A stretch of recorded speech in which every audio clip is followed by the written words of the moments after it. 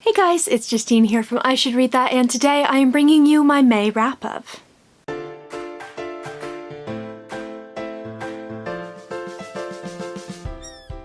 So really quickly before we get started, as I mentioned on my June TBR, I wanted to use my platform as a way to spread awareness for the ways that you can support the protesters in the United States and across the world, as well as the family of Mr. George Floyd, who was murdered at the hands of police officers in Minneapolis.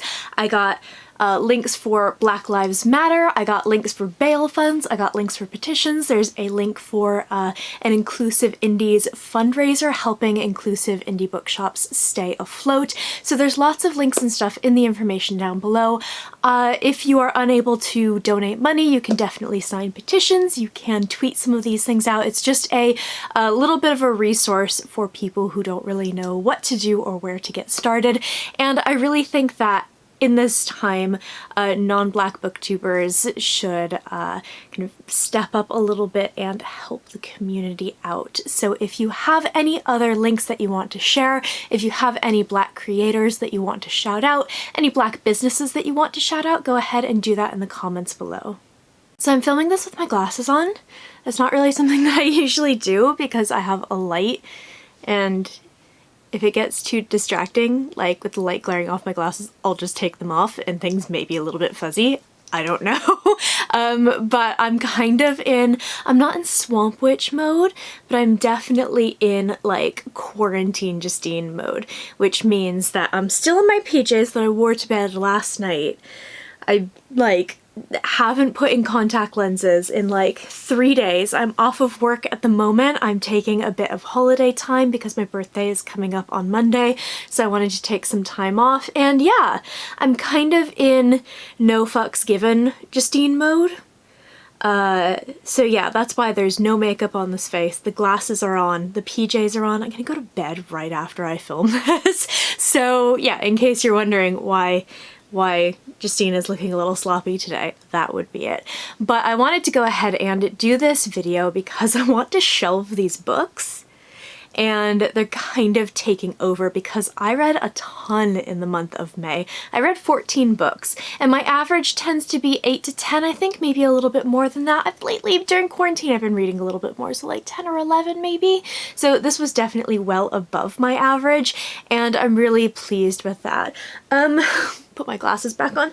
I think most of the stuff that I read this month was really good, things that I really enjoyed. I don't think there were any duds this month, but there were a couple of books that I maybe had false starts on. There are some 3-star books, but there are also some 5-star reads in here. So let's go ahead and get started. So the very first book that I read in the month of May, I had started in April and I finished up like the first or second day of May. That's Horror Store by Grady Hendrix. So I've talked about this a little bit because I hauled it fairly recently. It was a wishlist gift, and I basically read one of his books, his newest release, which is The Southern Book Club's Guide to Slaying Vampires, which is a great title that I can never get straight, and I really loved it. So I went ahead and read some of his other stuff as well, and Horror Store is one that I've had on my mind for a long time because it's a classic haunted house type story, but it's set in a knockoff IKEA, and so the book itself, this is the best part unfortunately of the book, but the book itself is like an IKEA catalog, and then it has like the actual story here, but it has these like where's one? At the start of chapters it has these like listings for furniture, and they get more and more dark as the story goes on, and that was really fun. I enjoyed reading this. I don't think it's necessarily like the best thing I've ever read, but it was really good fun, and the design is kind of brilliant. So Horror Store is, as I said, essentially a haunted house story that takes place in one of these kind of mega furniture stores. So we have a character named Amy.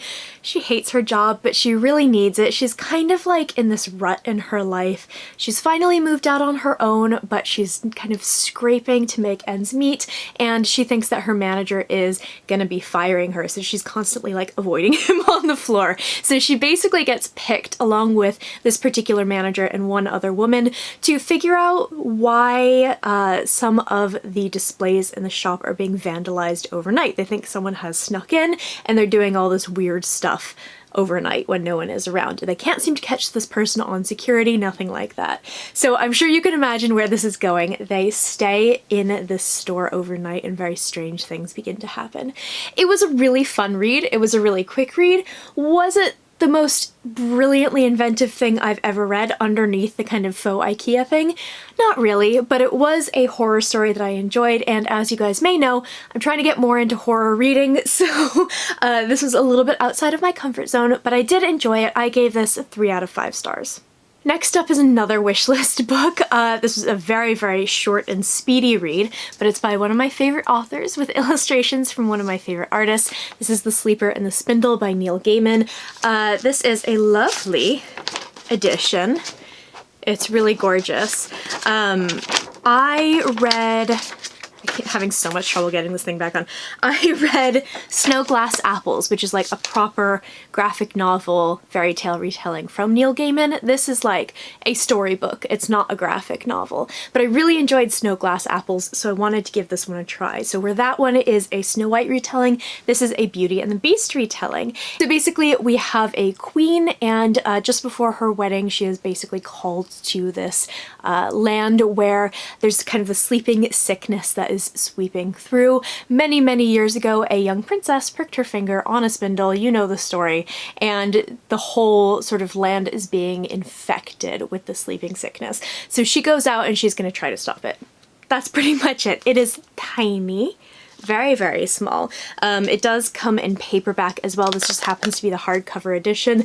And if you like Neil Gaiman's stories, if you like Chris Riddell's illustrations, this is definitely worth picking up.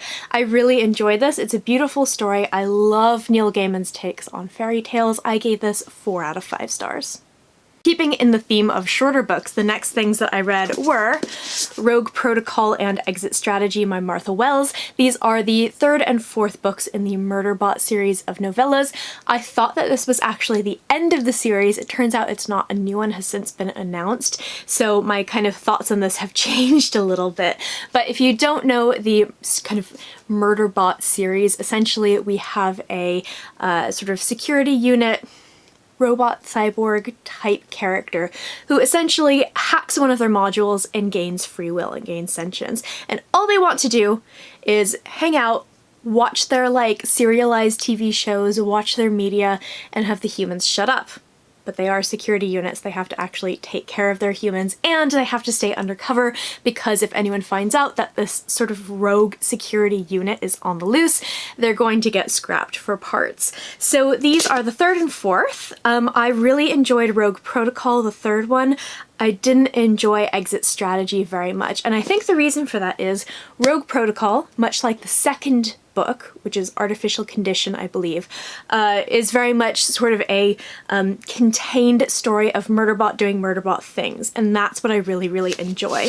Whereas Exit Strategy fit in with the kind of overarching vague plot of All Systems Red and deals with the humans from that book.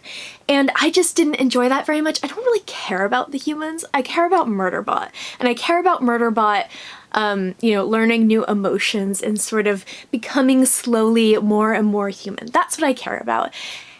And I didn't really get that much in this one. I got that in Rogue Protocol though. So I am giving this 4 out of 5, or 4.5 out of 5, and I'm giving this 3 out of 5. I was initially really disappointed with the fact that this was the end of the series, as I had been told, but it turns out that it's not. So my disappointment has lessened considerably because it's such a non-ending. I probably should have figured that out on my own, but I didn't. So this one I gave 3 out of 5 stars.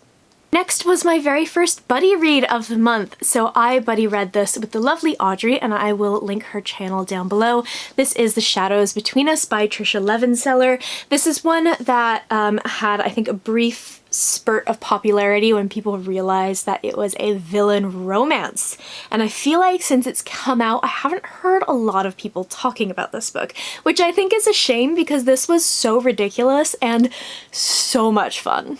So The Shadows Between Us basically follows this girl, and she is a member of the nobility. She's very wealthy, she's beautiful, she's flirtatious, all of this. And she's grown bored with sort of seducing the dumb noblemen around her and gaining gifts and all of that from them. And she decides she is going to seduce the Shadow King, marry him, kill him, and take over his throne, which I'm like, yes girl, please. So she goes off and she doesn't con her way into his good graces, but she has a plan, she has a strategy, and she enacts that plan and becomes closer and closer with him, and some of her feelings obviously begin to get muddled, but there are conspiracies and backstabbing and people plotting against her. I really enjoyed this. Is it like the greatest thing I've ever read?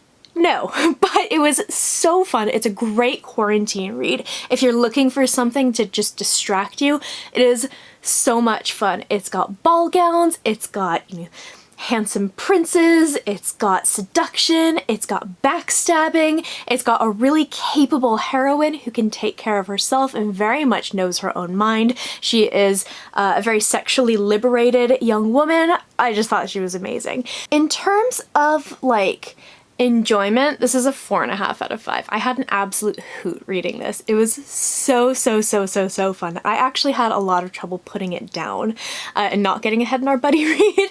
But in terms of like the actual book itself, I'd probably give it a 4, but like, guys, it's so silly and it's so fun. And if you like the kind of books like The Selection, but maybe with more backstabby murder, I would highly recommend this. Because my family is adorable, we have started a family book club, and the very first book that we read for that was Case Histories by Kate Atkinson. This is a little bit different from a lot of the books in this wrap-up because this is a crime novel, but it's often declared to be a literary fiction novel, which is silly. It's a crime novel. But Kate Atkinson is a very popular crime author for these books and historical fiction author for books like Life After Life. I really wanted to read her. I've never read any of her books before, and this was just okay. I was kind of disappointed, and the more I think about it, the more disappointed I am. So our main character is the very jaded detective, Jackson Brodie, and there are these 3 seemingly separate cases that he stumbles across and finds out that they are intertwined in different ways. One is a little girl who went missing. One is a woman who had kind of like snapped and murdered her husband. And the third is a young woman who was murdered by a complete and total, seemingly random incident. Someone barged into the place where she worked and stabbed her to death. So he is hired on to solve one of these crimes and the other two kind of begin to filter in. That was really clever. I really enjoyed that. But there's a sense in this book that it's very outdated. So it was published in 2004. Honestly, this feels like it was written in the 80s in terms of a lot of his attitudes, especially towards women, and some of the jokes that are in this. Like, there's some really racist jokes in this book that are really, really uncomfortable and would have been uncomfortable in 2004. I'm usually fairly forgiving for kind of it was a different time and more understanding of it was a different time. But it wasn't a different enough time. So I think that really took away from my enjoyment of this book. I initially rated this 3 out of 5 stars, but I'm probably gonna go a little bit lower, maybe 2.5. Then I read one of my favorite books of the year so far. I picked up Middlegame by Shauna McGuire. This was a buddy read with my friend Angela from Literature Science Alliance. The first buddy read we did together, and we are currently doing another one. So this is a weird book. I have a full review of this book on my channel, which I will go ahead and post. You can go ahead and check it out there. But it's super weird. Think like psychic children and alchemy and, you know, centuries-old plans for world domination, and you have a vague idea of what this book is about. I loved it. I thought it was clever. I loved the characters. It was just amazing, and it was a book that I was so incredibly engrossed in, and I still think about many weeks after finishing. This was my 5-star read of the month. We're really chugging along here. This is going nice and quick. Usually I'm very long-winded. The next book was a really interesting one. This is Gideon the Ninth by Tamsin Muir. This, of course, was a huge huge debut for last year that got some mixed reviews. People either seem to love it or not really get it. And then there was some controversy with the author. So I feel like this book has just like been in my consciousness for so long, and I'm glad I finally read it. So I actually started this 3 times, and it stuck the 3rd time. So the first time I read it was actually around the time that it released. I got this in the Illumicrate box for August of last year. It's the one with the nice edges. And I read about 60 pages. I put it down for the night, picked it up again. Couldn't remember a damn thing that happened in this book. So I left it until recently. I went ahead and picked it up, hit about the same point, put it down for the night, woke up, picked it up again, couldn't get into it. So what I did is I actually found the audiobook on Scribd, and that was the best decision I could have made because the audiobook narrator is fantastic, and it was absolutely the best way for me to consume this book. So this book is a fantasy novel that is set in a sci-fi setting. So we have our main character, Gideon, who has been raised on this very harsh planet as a member of the 9th house of the Empire. And the Empire kind of runs on necromancy. The most powerful people are necromancers of various sort of kinds of necromancy, whether it's you know, siphoning people's souls or creating like bone constructs, all this crazy stuff. So she's constantly trying to escape, and she ends up, after her latest thwarted escape attempt, she ends up kind of striking a bargain with the heir of the household, who is Harrow the Ninth, to become Harrow's cavalier on a mission for the Emperor. I don't really want to say much more than that, because it's not only is it really complicated, but it is also a lot of the aspects of this book I really delighted in discovering for myself. So there is a mystery kind of at the center of this book. It wasn't what I thought it would be, and I really enjoyed watching the characters kind of solve it. I really enjoyed seeing all the different members of different houses across the Empire. I really enjoyed meeting all these new people. I really loved the world building, and I really loved Tamsin Muir's voice. She has an incredible voice and a really distinctive voice in her writing. The one thing that I didn't really enjoy about this was the fact that, first of all, I couldn't get into it to save my life. I had so much trouble starting this book, and it took a few hours of the audiobook to really get going. Also, I think that it did drag a little bit in the middle. I felt like there was some kind of unnecessary stuff that really could have been trimmed out to streamline the story. But overall, it was a book that I really enjoyed. I love Gideon. I ended up loving Harrow, surprisingly. I thought she was amazing too. Just kind of discovering these characters and the secrets that they're concealing was just fantastic. So I gave this 4 out of 5 stars. I am definitely interested in reading the next book, which is Harrow the Ninth. I think it comes out in August, but I'm not 100% sure. And yeah, I can see why people either loved this book or did not love this book. It's very confusing in terms of the fact that it is pitched as lesbian necromancers in space, because as I have seen from another review from a blogger named Tammy, I'll link her review down below if I can find it, that's kind of misleading, but that was kind of, including myself, that was what everyone was saying about this book, and that's misleading, and it is a fantasy book kind of masquerading as a sci-fi novel. And I think if you're expecting a sci-fi novel, you might be disappointed with this. So yeah, those are kind of my jumbled up thoughts. I really liked it though, but yeah, I can see why it wouldn't work for some people. So 4 out of 5 stars. In an unprecedented move for me, I read the 2nd and 3rd books in a trilogy almost back to back. I never do that. I usually leave months in between series, like books and series, because I just I can't deal with reading series back to back. This is the closest I've gotten, and it was well worth it. So I read The Obelisk Gate and The Stone Sky by N.K. Jemisin in the month of May. I finished up the Broken Earth trilogy. I started with, obviously, the 5th season in February. This is probably the fastest I've ever read a trilogy. Took a few months, and I'm just so bad at reading series. But I'm really glad I got to these. I'm really glad that I took the time to get to these. My friend Josie, who is a lovely author, I was in a bookshop with her and she said, you should read the 5th season. And I was like, oh, I have all the books. I haven't read them yet because I'm waiting for a rainy day because I know I'll love them, but I want to read them at the right time. She was like, just stop, just read them. There's not going to be a perfect time to read them. Stop waiting. And I'm really glad I took her advice. So I can't really say much about the contents of these books, but essentially the series is about people dealing with literally the world ending. The 5th season is upon them, and that's basically brings complete and total destruction. Basically the world kind of turns against them, and we follow characters as they are dealing with surviving in the season and also flashing back to other characters in the past. I loved the Obelisk Gate. I really, really loved the 5th season. I love the Obelisk Gate. This is probably my favorite of the series.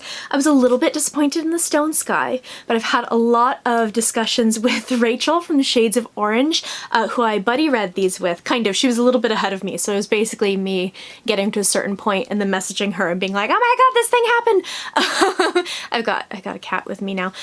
Yes, I know. And we had a really good talk about these. And the things that we liked and didn't like. We had slightly different reactions. I think she was much more positive on the last book than I was. But when I was reading the last book, I was also out of my mind on painkillers because I had hurt my back really badly. And I think that might have affected my brain processing power, which I really needed, especially for the Stone Sky, because there's a lot of intricacies for the world building that get kind of revealed, and a lot of stuff sort of clicks into place that we didn't have before, and I think that it just wasn't working with my brain. So I'm giving this one 4.5 out of 5, and I'm gonna give this one 3 out of 5, but I very rarely reread books, and I think that this is a series I am going to be rereading, and I'm very curious to see how the Stone Sky lands upon a reread, because I do think I will enjoy it much, much more. Next up, I read Samsons Essence by Josiah Bancroft.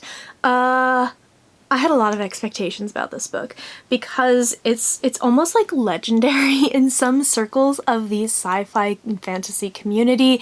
It is a book that was originally self-published and ended up becoming a hugely successful series that people love. I wasn't hugely impressed by it. I listened to the audiobook and the narrator is fantastic for that. I would highly recommend that. But I don't know if maybe my expectations were too high or what happened with this, because it didn't fall flat. There were definitely bits that I enjoyed, but I didn't like it as much as I expected to, and I expected to love this. Samsons Essence follows a man named Thomas Senlin and his lovely young wife Mariah, and they are basically going on their honeymoon to this incredible place called the Tower of Babel. It's this huge, incredible, monument of architecture and culture and achievement, and it's kind of a wild world. So essentially, they get separated almost immediately. He loses his wife. He needs to try to find her. I liked him. I thought he was really fun. He's kind of a curmudgeonly school teacher type. And I liked him, and I liked watching him change and evolve as a character. His growth in this book is amazing. I really liked a lot of the world building. I mean, it's incredible. It's basically a 19th century feeling world with this incredible, crazy tower with all these different levels and its own sort of culture, and it's just incredible. I really hated the women in this book. I really hated the way that the women were kind of treated in this book. They're almost disposable for, and used as a way for him to continue on in his story. From his wife to other characters, something about it sat really, really wrong with me, and I really didn't like that. I would be very curious to see if that changes in the next book, which I am planning on continuing this series, at least to the next book. But something about this book didn't sit well with me. And I'm going to look into some other people's reviews to see if maybe other people have felt the same way and have figured out what that thing is. But There was something about this one that just didn't work for me, although parts of it were totally brilliant. So I'm giving this 2.5 out of 5 stars. Very surprisingly for me, I think. I've waffled a lot on that rating, but yeah, I don't know. If you've read this, let me know, because most people love it, and I'd be very curious to hear what you think. I also, in the month of May, read Bookish and the Beast by Ashley Poston. This is the 3rd book in the Once Upon a Con series of contemporary YA books. Contemporary YA, as you guys probably know, not usually my thing. However, I really love these books. They're so sweet and they're so geeky and they're so fun, and I just like devoured this. Another really, really great quarantine read, and I would highly recommend the other 2 books in the series as well. This was meant to come out in June of this year, but I think it's been postponed to August, so there's a little bit more time if you are thinking about pre-ordering this one. It's very sweet. It's a Beauty and the Beast retelling, as you can probably tell from the title of the book, but basically we have this sort of very average girl kind of living in middle America. Her mom has passed away, and she is a huge fan of kind of Starfield, which is this TV show that's been rebooted into a series of films that's at the center of all of these novels. Her mum was a huge Starfield fan. It holds a huge place in her heart for her, and she's a very bookish girl. She attends Excelsicon, which is, again, the convention that's at the center of these books, and she meets this mysterious masked stranger and has this incredible night of hanging out with this guy. She's no longer the girl whose mum died.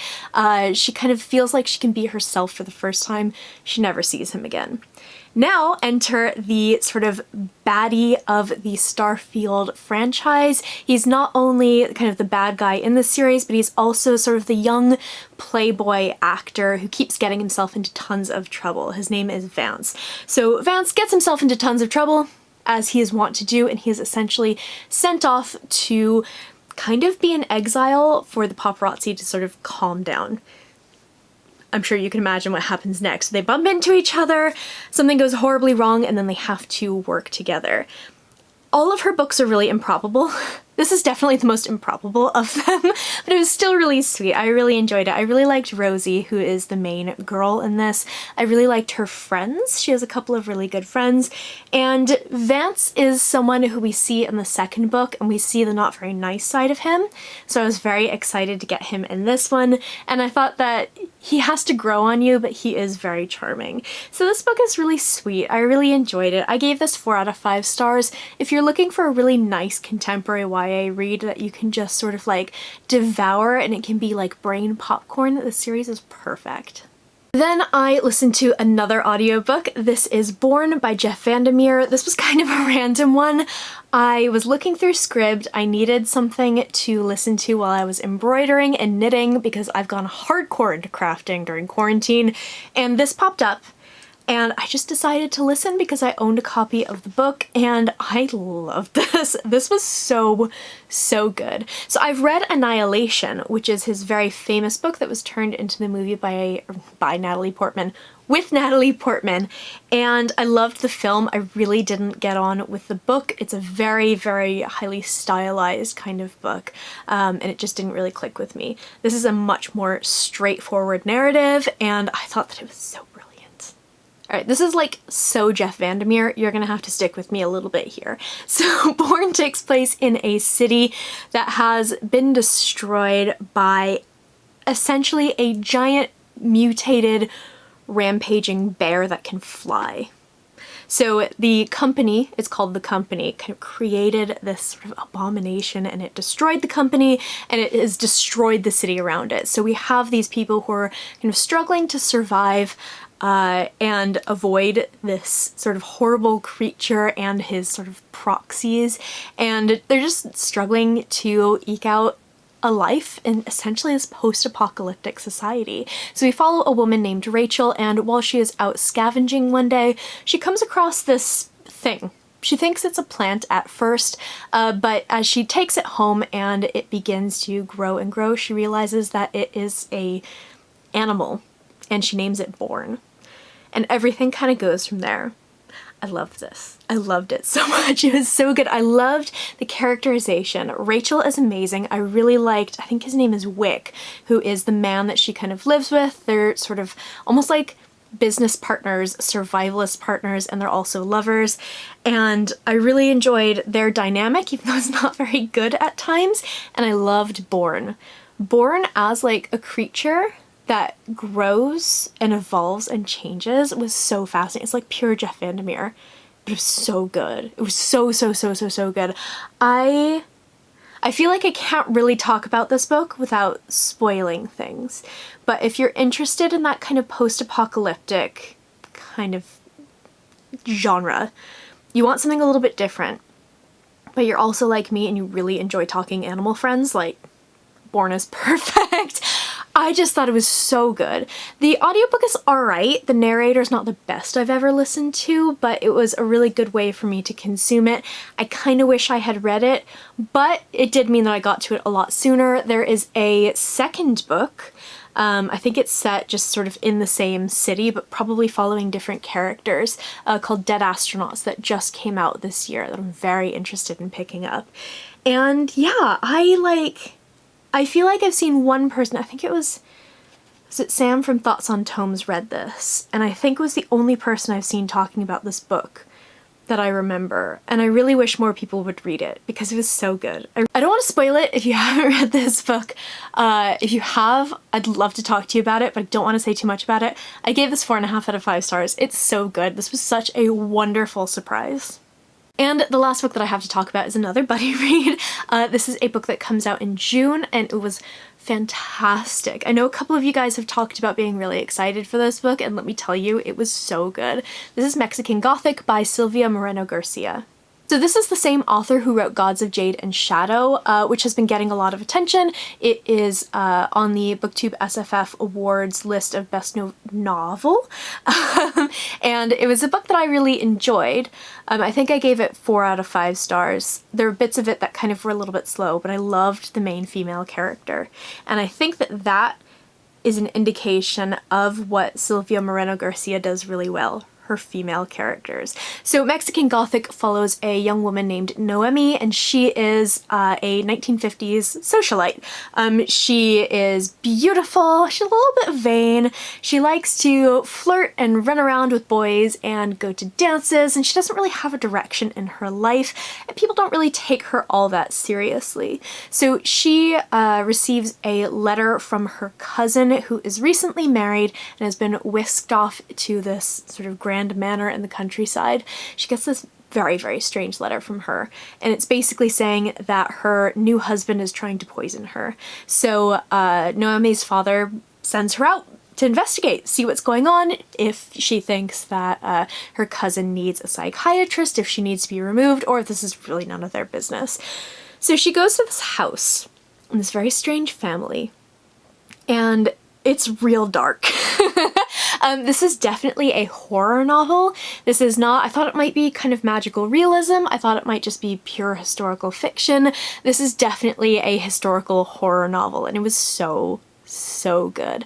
I thought that she did an amazing job kind of ramping up the tension throughout this book, and it's not particularly long. This is a proof version, so it's gonna change. This is just under 300 pages. And it's so tightly written and kind of well-paced and tightly edited that it's just tense from beginning to end. I really loved that. It's got a great atmosphere. It has amazing characters. This family that her cousin has married into is real weird, and Noemi herself is just a fantastic character. I don't want to spoil anything, but I feel like Silvia Moreno Garcia sets you up to think one thing about Noemi, and she completely flips your expectations in a way that makes complete and total sense. It's so good, you guys. You really need to pick this up. I gave this 4.5 out of 5 stars, and I might even actually, because I finished this recently, I never settle on star ratings sort of immediately. This might be a 5-star read as well. It's definitely one of my favorite books of the year. It's so good. So when this comes out in June, you guys should pick it up. So that is it for my slightly rambling May wrap-up. I feel like this was just me sort of word vomiting at the camera, but yeah, I had a really good reading month, and I'm hoping to continue that into June. I have some really good stuff lined up. I am doing a buddy read right now of a book that I'm really enjoying. I am going to be getting to a hugely hyped book from a couple of years ago. I'm getting to some very highly anticipated releases for YA and adult. It's going to be a really good month for reading. I will report back on my June reading at the end of the month. So I would love to know in the comments below what you guys read in the month of May, if you've read any of these books, or if they are in your TBR, and definitely please feel free to post any links that would be helpful for anyone looking to support the Black Lives Matter movement. In the US, the UK, anywhere in the world, if you have links to bail funds or petitions or anything like that, definitely leave them below. I post bookish content to this channel fairly frequently, so go ahead and hit subscribe, check back soon, and I will see you next time.